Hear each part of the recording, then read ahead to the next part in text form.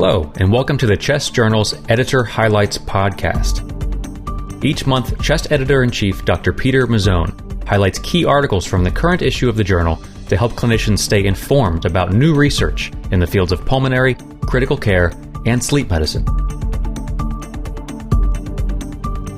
To introduce this month's episode, here is Dr. Peter Mazzone. Thank you for tuning in to the Editor's Highlight podcast for the October 2022 issue of the journal Chest. We have a great lineup of diverse content in this month's issue. Over the next 15 minutes, I'll provide a brief overview of key manuscripts published in each of our content areas. Starting with our asthma content area. In this issue, Garner and colleagues provide us with a How I Do It review on the management of life-threatening asthma, one of the reviews from our severe asthma series. Appropriate assessment, triage, treatment, support of oxygenation and ventilation, as well as the potential complications of management are outlined. Next is our chest infections content area. It remains difficult to risk stratify individuals with cystic fibrosis and reduced FEV1. In this issue, Ramos and colleagues identified predictors of death or lung transplantation within 2 years for patients with cystic fibrosis and an FEV1 less than 50% predicted, and assessed whether these markers could predict outcomes in those with G551D taking ivacaftor. They used the least absolute shrinkage and selection operator method to select important prognostic variables from a randomly selected training set using data from the Cystic Fibrosis Foundation and the United Network for Organ Sharing Registries. Model accuracy was validated on an independent test set. They found that FEV1 percent predicted, number of pulmonary exacerbations treated with antibiotics, and supplemental oxygen use were associated with 2-year death or lung transplantation. Only FEV1 remained associated with these outcomes among those taking ivacaftor. These findings may help to risk stratify those with cystic fibrosis and FEV1 less than 50% predicted more accurately than a single FEV1 threshold. Also in this section is an original research article that validates a model of early recognition of low-risk SARS-CoV-2 and another that shares findings of a pragmatic randomized clinical trial of smartphone-guided self-prone positioning in non-intubated hospital ward patients with COVID-19. On to our COPD content area. Military service can involve multiple traditional work-related exposures, such as to inorganic dusts. In this issue, Troupin and colleagues report the findings of an analysis of data from a military service roster, including operations beginning in 2001 in Iraq, to determine if military service is an occupational contributor to COPD risk. 44% of the over 427,000 included in the final analysis were categorized as having moderate or high likelihood of inorganic dust exposure. Overall, 0.4% of the cohort had a COPD diagnosis, with a mean age at diagnosis of 40. The odds of being diagnosed with COPD was 25% higher in those with dust exposure. This increase in risk occurred mostly in those who had ever smoked. These findings suggest that military service should be considered by clinicians in evaluating patients' occupational histories. Next is our critical care content area.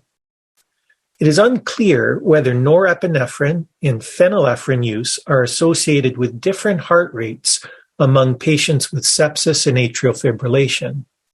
In this issue, Law and colleagues evaluated over 1,800 patients with sepsis and atrial fibrillation at the time of norepinephrine or phenylephrine initiation to determine if there was a difference in heart rate after their initiation.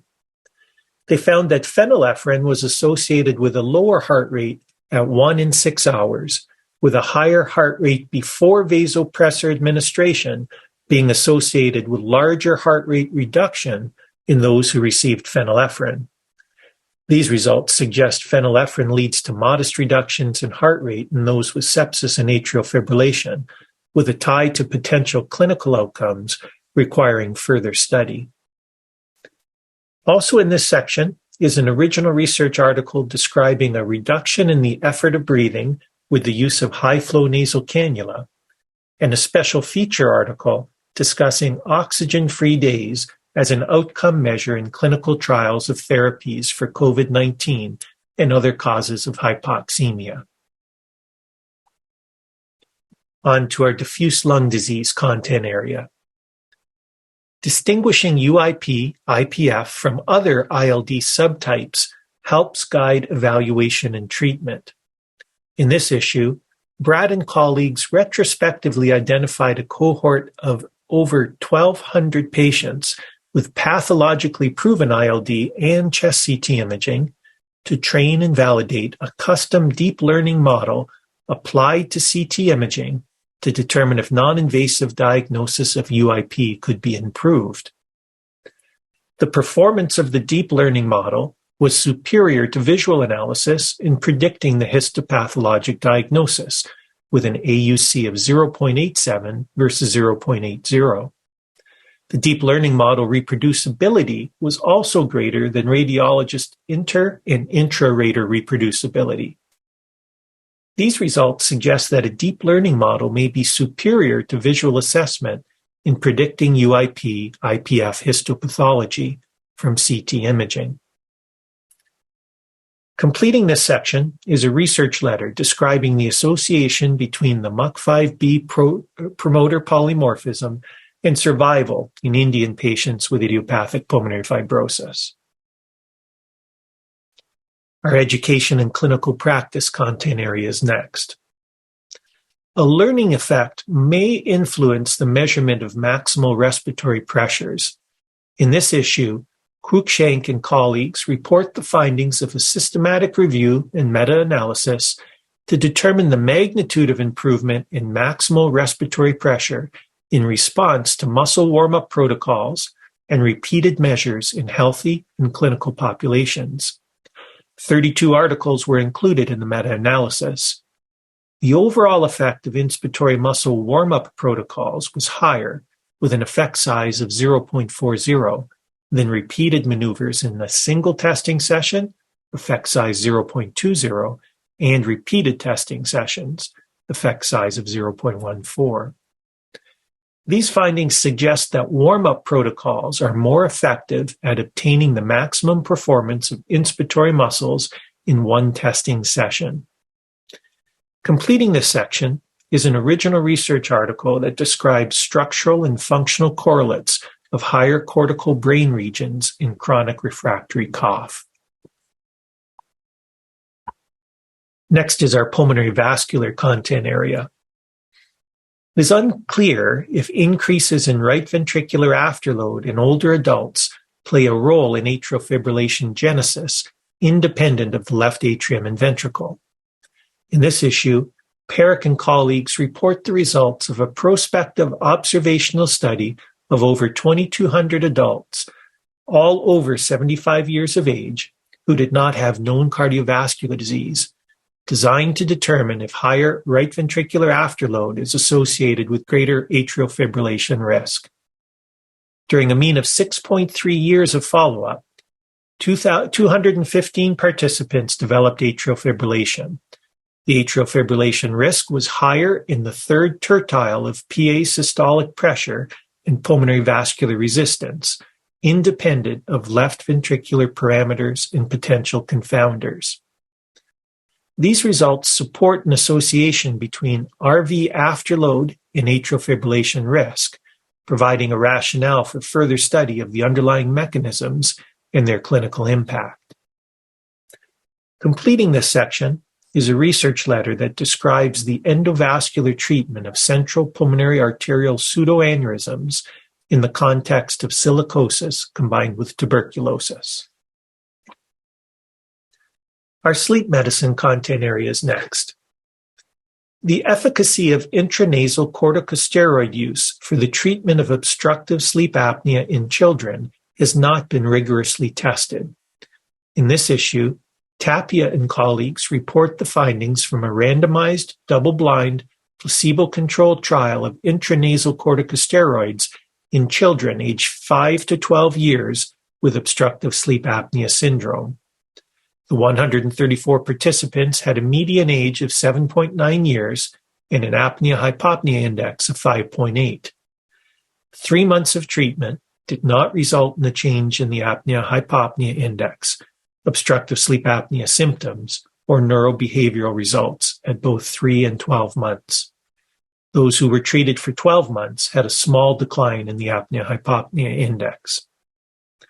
These results do not support the regular use of intranasal corticosteroids for obstructive sleep apnea syndrome in children. Next is our thoracic oncology content area. It is unclear if racial disparities in lung cancer outcomes following surgical treatment exist in the Veterans Health Administration healthcare system. In this issue, Hayden and colleagues report findings from a retrospective cohort study of veterans with clinical stage 1 non-small cell lung cancer who had surgical treatment in the Veterans Health Administration system, designed to determine if racial disparities affect early-stage non-small cell lung cancer outcomes following surgical therapy. 18,800 veterans with clinical stage 1 non-small cell lung cancer over a 10-year span were included. The rates of definitive surgical treatment were similar between Black and white veterans. Black patients were younger and more likely to smoke. They received adequate lymph node sampling slightly less often, but had similar rates of lobectomy, positive margins, 30-day readmission, 30-day mortality, and disease-free survival. Black patients had better risk-adjusted overall survival.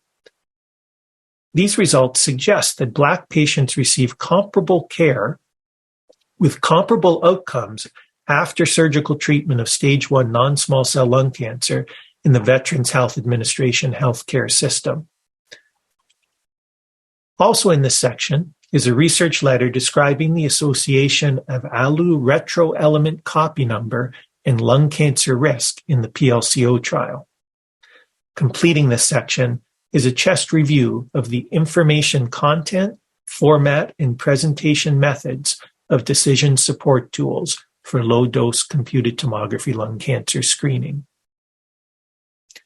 Finally, I encourage you to take a look at our Humanities and Chest Medicine section, where you'll find a Concilia Historia piece about exaggerated predictions of the demise of the stethoscope, a Vantage series article about ethical considerations regarding the use of race in pulmonary function testing, and an Exhalation series contribution titled How to Run a Code.